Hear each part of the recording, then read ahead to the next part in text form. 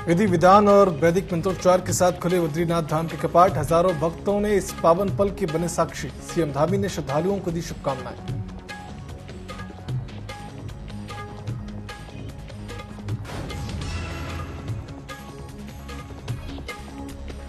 राज्यपाल lieutenant general Gurmeet Singh ने किए बाबा केदारनाथ के दर्शन। रुद्राभिषेक कर की विशेष पूजा अर्चना। पुनर्निर्माण और विकास कार्यों की भी की समीक्षा।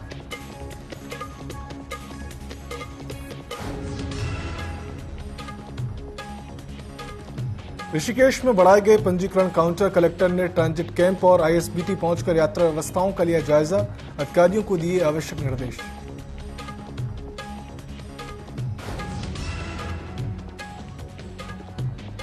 भीमताल झील का लगातार गिर रहा जलस्तर। गिरते जलस्तर से झील डेल्टा में हो रही तब्दील। दुर्गंध ले बचते नजर आ रहे पर्यटक।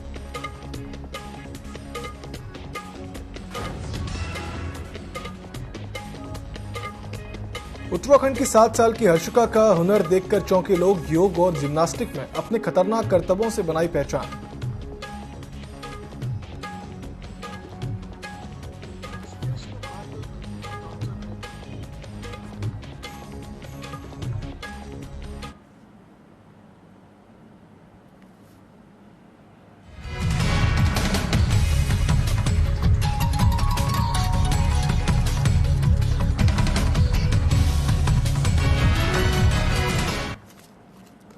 नमस्कार, स्वागत है आप सभी का न्यूज अपडेट में। मैं हूं आपके साथ सिद्धांत त्रिपाठी।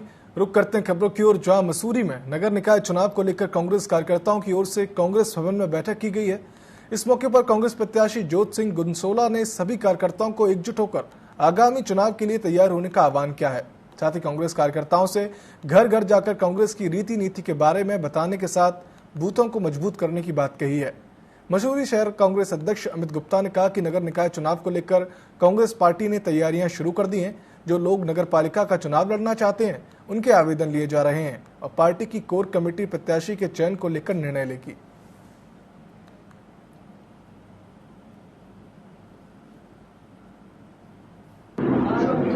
कांग्रेस एक संगठन है और संगठन में ही शक्ति है और कांग्रेस एक सिद्धांत है। हमने सभी कार्यकर्ता साथियों को कहा है कि भाई हम सब लोग कांग्रेस के लिए काम करते हैं, कांग्रेस की नीतियों को जो है आम जन तक पहुंचाते हैं और इसमें हम सब लोगों की भागीदारी है। चुनाव कोई भी आए, चुनाव स्थानीय हो या विधायक का हो या सांसद का हो, चुनाव सांसद का लड़ा जाता है। केदारनाथ धाम की कपाट खोलने के मौके पर मुख्यमंत्री पुष्कर सिंह धामी की मौजूदगी पर कांग्रेस के सवालों का बीजेपी ने जवाब दिया। बीजेपी ने कहा कि सीएम धामी बतौर मुख्य सेवक के रूप में केदारनाथ धाम में गए। वहीं बीजेपी ने कांग्रेस पर पलटवार करते हुए कहा कि मुख्यमंत्री की सुलभता और सहजता के आमजन से मिलनसार स्वभाव को कांग्रेस वीआईपी कल्चर से जोड़ रही है, जो कि हास्यास्पद है। चारधाम प्रदेश की आर्थिकी की रीढ़ है। देश विदेश के श्रद्धालु चारधाम आते हैं और श्रद्धालुओं की बढ़ती भीड़ तथा प्रदेश की मजबूत होती अर्थव्यवस्था क्या कांग्रेस को पच नहीं रही है?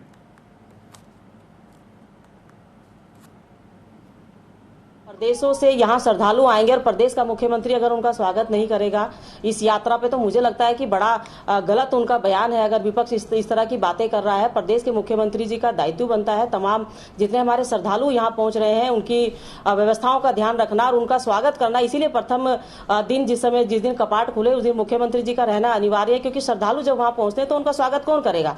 तो प्रदेश के मुख्यमंत्री, क्योंकि वही करेंगे, तो इसलिए वहां मुख्यमंत्री जी पहुंचे। रही बात वहां पर वीआईपी के दर्शन करने की, तो पहले ही माननीय मुख्यमंत्री जी ने स्पष्ट कर दिया था कि कोई भी वीआईपी वहां नहीं जाएगा। लेकिन अगर उसके बावजूद भी कोई फिल्म सिटी का वहां पहुंच रहा है तो मुझे लगता है कि वो सामान्य तौर पर भक्तों की तरह जिस तरह से श्रद्धालु गए होंगे उसी तरीके से वो लोग भी गए हैं दर्शन करने के लिए। तो लेकिन विपक्ष के पास आज के वक्त में कोई काम नहीं है, निराशा और हताशा उनके पास है, तो इसीलिए शायद वो इस तरह के आरोप लगा रहे हैं। अगर धर्म के नाम पर भी वो इस तरह की राजनीतिक रोटियां सेकने का काम करते तो मुझे लगता है बहुत ही छोटी मानसिकता हो चुकी है विपक्ष की।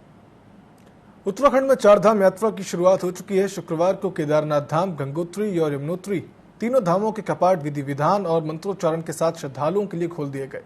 इस मौके पर केदारनाथ धाम में उत्तराखंड के मुख्यमंत्री पुष्कर सिंह धामी पहुंचे और बाबा केदार के दर्शन किए।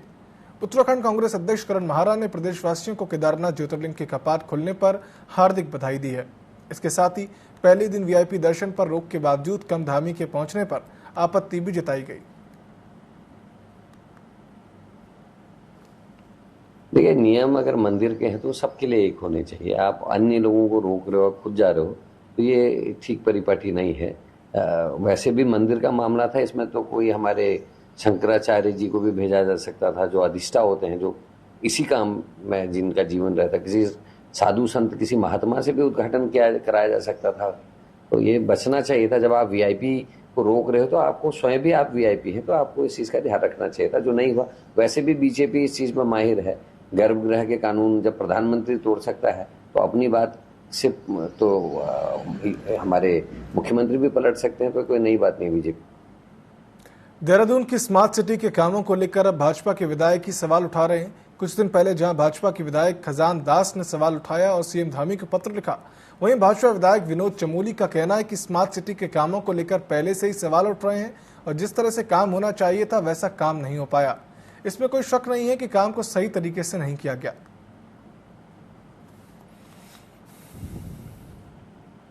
देखिए, मैंने पहले ही अपनी आपत्तियां दर्ज करा रखी हैं और स्मार्ट सिटी का काम जिस तरह होना चाहिए था, मैं निश्चित तौर पर उससे संतुष्ट नहीं पहले रहा हूं, नहीं अब हूं।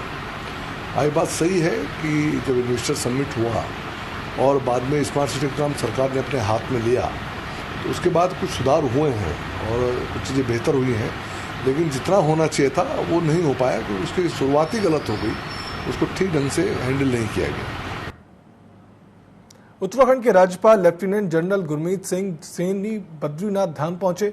बद्रीनाथ धाम में विशेष पूजा अर्चना कर विश्व और जन कल्याण की उन्होंने कामना की। पूजा अर्चना के बाद राज्यपाल ने मंदिर जिला प्रशासन से यात्रा और व्यवस्थाओं की जानकारी भी ली। इस दौरान उन्होंने बद्रीनाथ में चल रहे पुनर्निर्माण और विकास कार्यों की समीक्षा भी की। साथ ही राज्यपाल ने धाम को प्लास्टिक मुक्त करने के लिए सभी से सामूहिक प्रयास करने की अपील भी की है।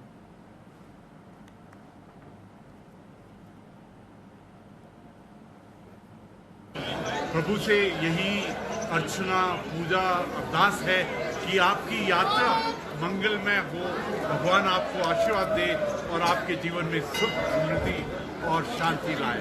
और मैं कहूँगा कि कितना सौभाग्यशाली है उत्तराखंड, भारत की यहाँ 4 धाम की यात्रा हो। आज सुबह मुझे केदारनाथ जी के, बाबा केदारनाथ जी के दर्शन करने का मौका मिला। सचमुच एक अद्भुत दर्शन थे और यहाँ आने से आत्मा के स्तर पर दिव्यता, भव्यता, शुद्धता और पवित्रता के स्तर पर एक अलग आनंद आ रहा है। चारधाम यात्रा 10 मई से शुरू हो चुकी है। चारधाम यात्रा मार्ग में पहला पड़ाव पुरोला विधानसभा पड़ता है। पुरोला विधानसभा के विधायक दुर्गेश्वर लाल ने बताया कि जब श्रद्धालु चारधाम यात्रा के पहले पड़ाव यानी पुरोला में पहुंचेंगे तो उनके लिए विशेष सुविधाएं रखी गई हैं। जैसे यात्रा मार्ग पर डॉक्टरों की टीम भी तैनात कर दी गई है। उनके स्वच्छ खाने पीने और होटल की समुचित व्यवस्था की गई है। आगे उन्होंने कहा कि जिलाधिकारी और खाद्य आपूर्ति विभाग के साथ उन्होंने बैठक भी कर ली थी।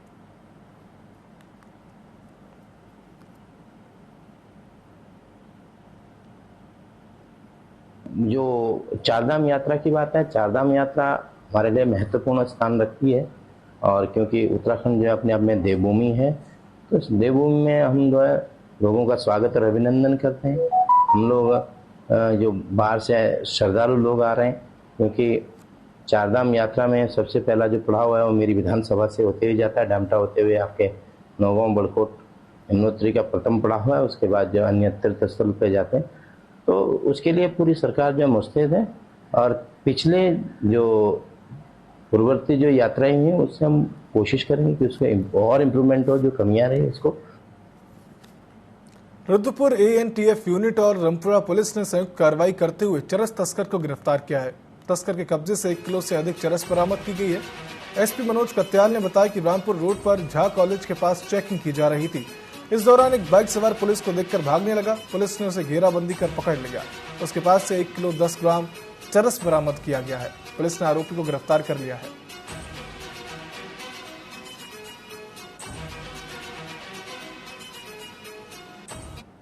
अरेस्ट किया, जिससे हमने 1 किलो 10 ग्राम अवैध चरस हमने बरामद की है और इस बरामदगी से निश्चित रूप से क्षेत्र में जो अवैध नशे की समस्या है उसको अंकुश लगाने में हमें कामयाबी मिलेगी। और इसमें हमारी टीम ने बहुत ही प्रोफेशनली काम करते हुए ये हमें सफलता इसमें मिली है और पूरी टीम को एसएसपी सर के द्वारा 2500 रुपये के नगद इनाम की घोषणा की गई है। और हम इसके बैकवर्ड और फॉरवर्ड लिंकेजेस भी हम लोग खंगाल रहे हैं कि कहाँ से ला रहा था, कहाँ को ले जा रहा था, किसे बेचने वाला था। इसमें एक तथ्य और बहुत महत्वपूर्ण है कि जो हमने अरेस्टिंग की है ये शंकर पुत्र दीवान सिंह जो है, इसका रियल ब्रदर जो है पहले भी एक चरस की बड़ी क्वांटिटी में पकड़ा जा चुका है। तो ये इनके फैमिली के कनेक्शंस भी इनके काफ़ी स्ट्रॉन्ग हैं, जिसको हम लोग खंगाल रहे हैं। और इनके से 2 मोबाइल हमें बरामद हुए हैं, एक बाइक बरामद हुई है जिसपे ट्रांसपोर्ट करते थे इस अवैध चरस को। तो सारे एंगल पे हम लोग इसमें काम कर रहे हैं। रुद्रपुर के लालपुर स्थित देवस्थली विद्यापीठ में छात्रों के 2 गुटों में मारपीट का मामला सामने आया। मारपीट का वीडियो सोशल मीडिया में जमकर वायरल हो रहा है। दरअसल देवस्थली विद्यापीठ में सीनियर छात्रों की सेरेमनी थी, जिसमें रंगारंग कार्यक्रम भी चल रहा था। इसी बीच छात्रों के 2 गुट में किसी बात को लेकर विवाद हो गया, जिसके बाद दोनों पक्षों के बीच मारपीट शुरू हो गई। मारपीट से कई छात्र चोटिल भी हो गए थे। वहीं सोशल मीडिया में वीडियो वायरल हो गया है। पुलिस मामले की जांच कर रही है। छात्रों में एक आपस में धक्का मुक्की का वीडियो जो है अभी आप ही के द्वारा संज्ञान में ये लाया गया है। फिलहाल हमने जानकारी की थाने से, तो इसमें अभी तक कोई तहरीर पुलिस को इस विषय में प्राप्त नहीं हुई है। और जैसे वीडियो हमें ये मिलता है हम लोग इसमें जांच कराएंगे और जो भी जांच के दौरान तथ्य आते हैं उसी हिसाब से इसमें कार्रवाई की जाएगी। पौड़ी जिले के निसणी गांव में एक व्यक्ति पर गुलदार ने दिन दहाड़े हमला कर दिया। दरअसल घायल सुरेंद्र अपनी बकरियों के साथ उन्हें चुराने जंगल गया था, तभी घात लगाई गुलदार ने बकरियों पर हमला कर दिया, जिसे बचाने के लिए सुरेंद्र गुलदार से भिड़ गया, जिसमें वह घायल हो गया। सुरेंद्र को आनंद फानन में इलाज के लिए जिला अस्पताल पौड़ी लाया गया है। घायल ने वन विभाग से मुआवजा देने और गांव में पिंजरा लगाने की मांग की है। वहीं रेंजर पौड़ी ने बताया कि वन विभाग की टीम को गश्त पर भेज दिया गया है। अगर जरूरत पड़ी तो गांव में पिंजरा भी लगाया जाएगा।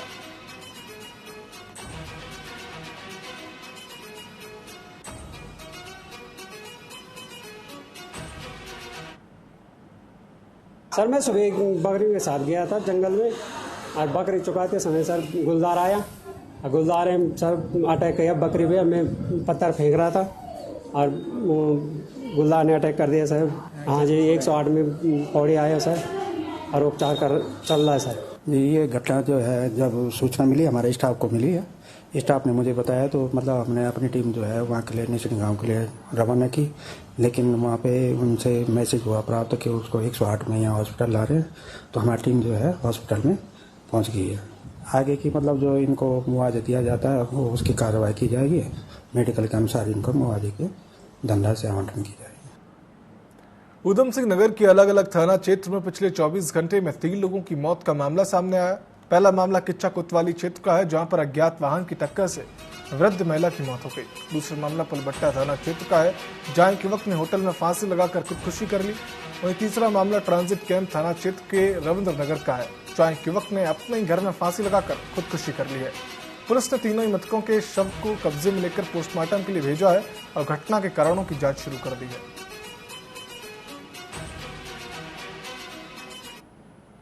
समय पे अलग अलग प्रकरण जो अलग अलग थानों से संबंधित हैं वो नॉलेज में आए हैं लास्ट 2 डेज में। और इसमें सबसे पहला एक केस जो है कल प्रकाश में आया था किच्चा थाने में, जहां पर एक वयोवृद्ध महिला है उनकी डेथ हुई थी। तो उसमें या तो वो हर्ट एंड रन का केस है या उनका बाकी कोई वो खुद भी गिर सकती हैं उसमें, जो हम लोगों ने अभी तक परिवार वालों से बात की। बाकी मृत्यु के सही कारण जानने के लिए और घटनाक्रम जानने के लिए हम लोग पंचायतनामा पोस्टमार्टम की कार्रवाई करा रहे हैं। जो भी फैक्ट्स आते हैं और जो भी तहरीर परिजनों के द्वारा दी जाती है उसके हिसाब से इसमें अग्रिम कार्रवाई की जाएगी। और दूसरी घटना इसमें पुलबट्टा थाना क्षेत्र की है, जहां पे होटल में एक उम्रदराज व्यक्ति के द्वारा इसमें सुसाइड की घटना प्रकाश में आई है। उनके बारे में जानकारी की गई तो किच्चा के रहने वाले ही व्यक्ति हैं वो, और उनका भी बैकग्राउंड की हम लोग जानकारी कर रहे हैं। सुसाइड नोट भी हमें मिला है उनके पास से। देवप्रयाग विधानसभा के डांगधारी में सड़क निर्माण किया जा रहा है, लेकिन स्थानीय जनप्रतिनिधियों ने संबंधित ठेकेदार पर घटिया गुणवत्ता से कार्य किए जाने का आरोप लगाया। उन्होंने जिला प्रशासन से जांच की मांग की है। जिला अधिकारी के नेतृत्व में लोक निर्माण विभाग के साथ संयुक्त टीम ने सड़क मार्ग का निरीक्षण किया। इस दौरान स्थानीय लोगों ने सड़क की गुणवत्ता पर कई सवाल उठाए। ठेकेदार का कहना है कि सड़क मार्ग पर पूरे मानकों के अनुसार कार्य किया जा रहा है।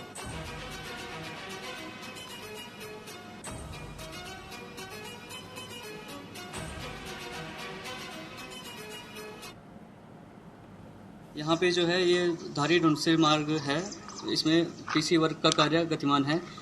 इसमें जनप्रतिनिधियों की और जनता की शिकायत थी कि जगह जगह पीसी वर्क का कार्य खराब हो रहा है, तो इसके लिए यहाँ पे एक संयुक्त निरीक्षण किया गया है, जिसमें प्रशासन की टीम थी और लोक निर्माण विभाग और पीएमजीएसवाई को संयुक्त निरीक्षण के आदेश थे।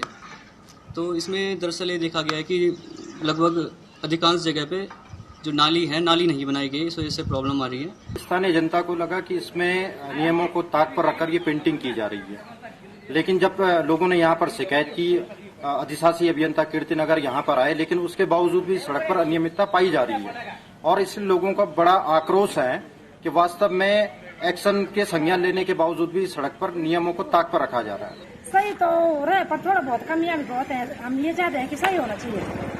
अब गांव वालों को झेलना पड़ेगा और किसको झेलना पड़ेगा? हम ही लोगों को झेलना पड़ेगा ना। खुश तो बहुत थी कि जब रोड आई तो हम बहुत खुश हुए कि यहाँ रोड आ गई, पर क्या करें, रोड आने का कुछ फायदा नहीं है। यहाँ पेंडिंग होती है, फिर 2-4 महीने बाद वो खड़ जाती है।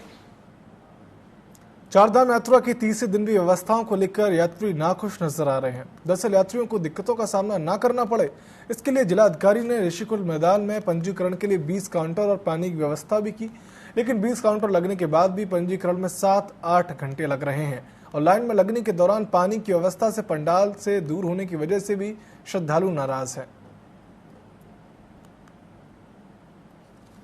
जी, रजिस्ट्रेशन तो हो गया, लेकिन थोड़ा प्रॉब्लम होता है। प्रॉब्लम ये है कि यहाँ बड़ी बड़ी लाइनें हैं, 1.5, 2, 2.5, 3 घंटा लग जाता है और टेम्परेचर भी 42-43 है। तो ये 2-3 घंटे में आदमी इतना परेशान हो जाता है कि ना उसको पानी मिलेगा, ना उसको कुछ कोई भी चीज व्यवस्था चाहिए तो भी नहीं मिलेगा। ये इसलिए हो रही है कि यहाँ पर एक आदमी का एक ही रजिस्ट्रेशन होता है।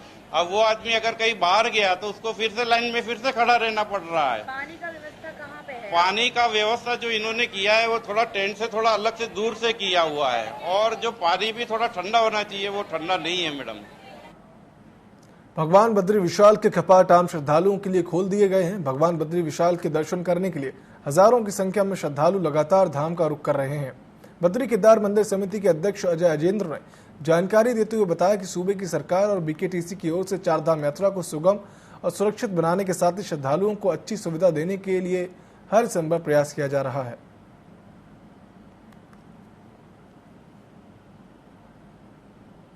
पिछले साल भी आया था तो बहुत अच्छा मौसम था, इस साल भी बहुत अच्छा मौसम है। सभी जो श्रद्धालु है उनका भी अच्छा दर्शन हो रहा है और मेरा भी अभी हो रहा है। कल रात को 11 बजे मैं दर्शन की लाइन पे खड़ा था, बहुत अच्छा दर्शन हुआ। मैं नैनीताल से आया हूँ, तो मैं हर साल विशाल भगवान के दर्शन करने आता हूँ और आज अच्छी व्यवस्था हो रही है, दर्शन हो गए हैं और सब लोगों का आशीर्वाद भगवान विशाल पे बना रहे हैं। सब लोगों चरण विश्वास। देखिए, आज प्रातःकाल 6 बजे भगवान बद्री विशाल जी के कपाट श्रद्धालुओं के लिए खोल दिए गए हैं और आप देख सकते हैं यहाँ बद्रीपुरी में बड़ी भारी संख्या में श्रद्धालुओं का जन सैलाब उमड़ा हुआ है। कपाट खुलने के समय पर थोड़ा मौसम प्रतिकूल भी हुआ, लेकिन उसके बावजूद जो श्रद्धालु हैं, तीर्थयात्री हैं, उनके उत्साह में किसी प्रकार की कोई कमी नहीं दिखाई पड़ रही है। बड़ी संख्या में श्रद्धालु धामों में आए हैं। 3 दिवसीय दौरे पर उत्तरकाशी पहुंची लोक निर्माण एवं आयुष उत्तराखंड के सचिव डॉक्टर पंकज कुमार पांडेय ने यमुनोत्री और गंगोत्री धाम को जोड़ने वाले मुख्य राजमार्गों का निरीक्षण किया। सचिव डॉक्टर पंकज कुमार पांडेय ने जिला सभागार कक्ष में अधिकारियों की बैठक भी ली। इस अवसर पर उन्होंने लोक निर्माण विभाग के सभी डिवीजनों के निर्माण कार्यों की प्रगति की समीक्षा की। उन्होंने यमुनोत्री धाम के लिए आवागमन हेतु नए विकल्प के रूपरेखा मार्ग का सर्वे कर रिपोर्ट शासन को भेजने के निर्देश भी दिए।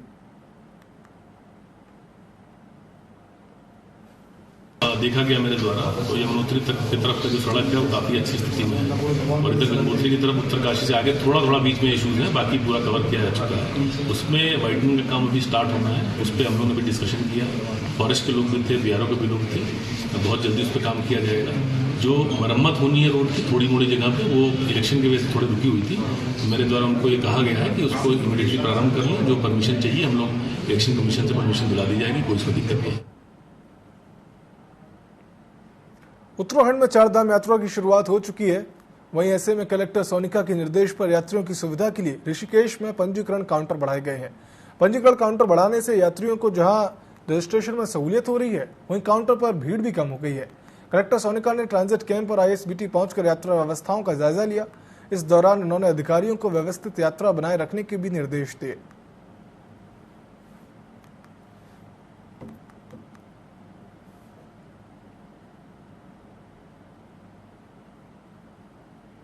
केदारनाथ के बाद अब उत्तराखंड में बद्रीनाथ के धाम भी कपाट खुल गए हैं। रविवार सुबह 6 बजे वैदिक मंत्रोच्चार और बद्री विशाल लाल की जय के नारों के बीच श्रद्धालुओं के लिए बद्रीनाथ मंदिर के कपाट खोल दिए गए हैं और इसके मद्देनजर बद्रीनाथ धाम को खूबसूरत फूलों से सजाया गया। ब्रह्म मुहूर्त में गणेश और द्वार पूजा की गई है। इस दौरान सेना के बैंड की मधुर धुनों के बीच श्रद्धालु भगवान बद्री विशाल के जयकारे लगाते हुए नजर आए। पहले दिन करीब 20,000 श्रद्धालुओं के पहुंचने की संभावना रही। बता दें कि शीतकाल ऋतु में 6 महीने के लिए मंदिर बंद रहता है। मान्यता है कि इस दौरान विश्राम के लिए श्री हरि विष्णु यहीं निवास करते हैं।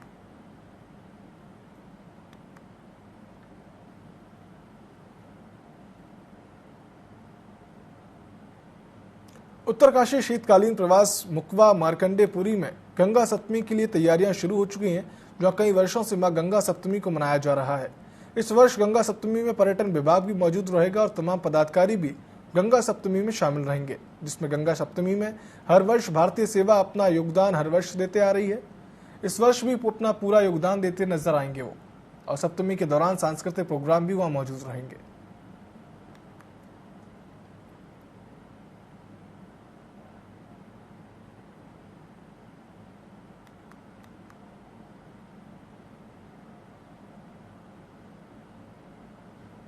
योग और जिम्नास्टिक में अपने खतरनाक करतबों से पहचान बनाने वाली 7 साल की बच्ची का हुनर देखकर आप भी चौंक जाएंगे। 7 साल की हर्षिता ने योग में महारत हासिल करने के साथ ही जिम्नास्टिक के खतरनाक करतब कर सबको चौंका दिया है। उसका ये हुनर देखकर सभी दंग रह जाते हैं। हर्षिता ने अपनी बहुमुखी प्रतिभा से छोटी सी उम्र में बड़ी ख्याति प्राप्त कर ली है। देखिए हल्द्वानी से राहुल की नन्ही सी हर्षिता के हुनर और बहुमुखी प्रतिभा की एक खास रिपोर्ट।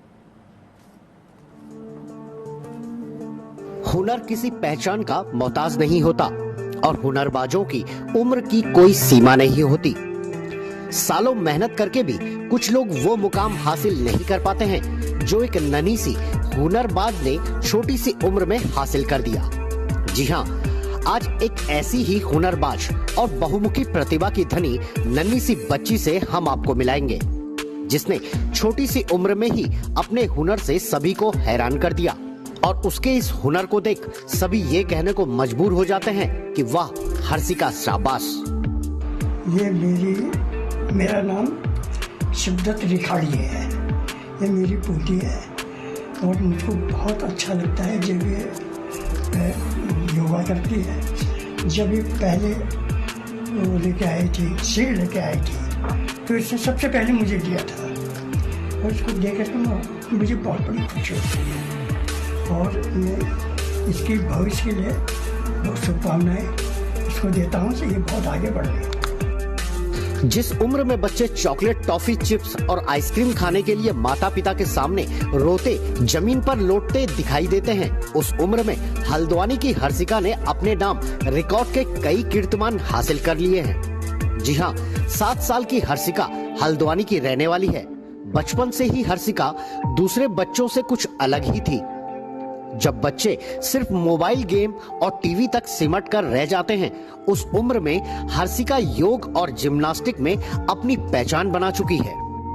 कौन कौन से योगा करते हैं आप? रामदूतासन, सलबासन, चक्रासन, पूर्ण चक्रासन और पश्चिमोत्तासन, हलासन, त्रिविकारासन, नटराज आसन। कब से कर रहे हैं आप ये? कौन सी क्लास से? फर्स्ट से। अच्छा, कितने साल हो गए आपको ये करते हुए योगा? 2 साल। कहाँ पर अभी आपने किया योगा और क्या क्या कौन कौन सा आपने जीता? बाजपुर में मैंने 2 गोल्ड मेडल जीते और नेशनल में मैंने 3rd पोजीशन और ट्रेडिशनल में मैंने 4th पोजीशन करी और मैंने एक स्टेट में गोल्ड मेडल जीता और एक और अल्मोड़ा वाले स्टेट में मैंने 3rd पोजीशन ले आई। इसके बाद आप क्या करेंगे जब बड़े हो जाएंगे? मैं बड़े होकर डॉक्टर बनना चाहती हूँ। अगर डॉक्टर नहीं बन पाई तो मैं इंटरनेशनल में गोल्ड जीतना चाहती हूँ। हर्षिका छोटी सी उम्र में ही योग के वो खतरनाक आसन कर लेती है जो अच्छे खासे लोग भी आसानी से नहीं कर पाते। उसके शरीर की बनावट ही मानो उसी योगासन के लिए बना हो। जब ये आगे स्टेज में जाती है तो इसको और ज्यादा कॉन्फिडेंस आता है। ये घर में उतना अपना कॉन्फिडेंस नहीं दिखा पाती है हमको, लेकिन जब स्टेज में जाती है तो और अच्छा कॉन्फिडेंस करके जब हमको दिखाती है तुमको और बढ़िया लगता है इसको देख करके। और अभी इतनी छोटी, अभी आगे अगर ये इसी तरीके से इसमें रुचि रखेगी तो हम इसको जरूर सपोर्ट करेंगे।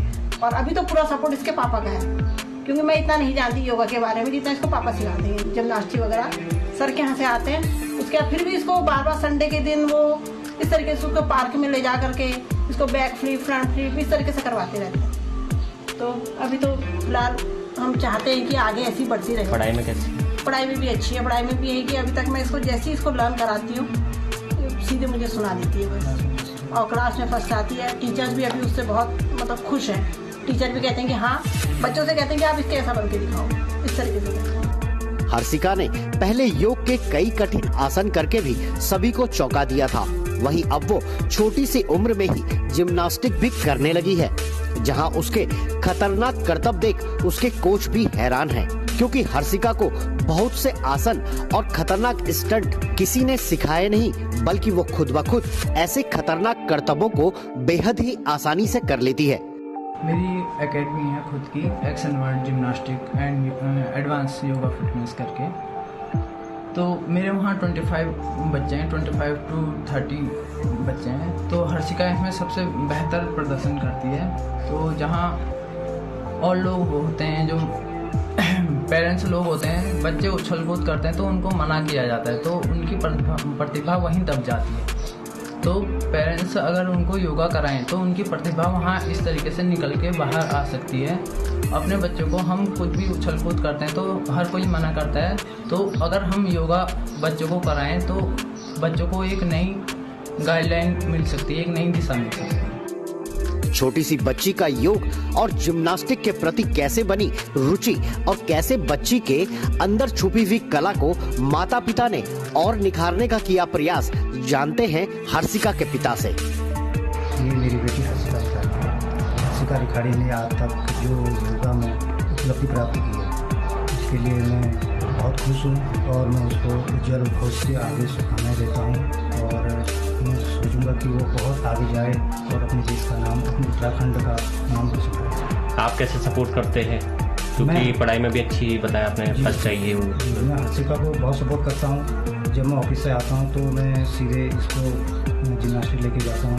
उसके बाद जिम्नास्टिक से जब घर आती है उसके बाद तभी जो मैं हूँ, ये मान के चलिए कि मैं अपने जो है ऑफिस के कपड़े घर आके जब इसको जिम्नास्टिक लेके आता हूँ तभी उतारता हूँ। सीधे ऑफिस से गया और सीधे उतारता। हर्षिता की इस लगन के माता पिता ही नहीं बल्कि क्षेत्र के लोग भी उस पर नाच करते हैं।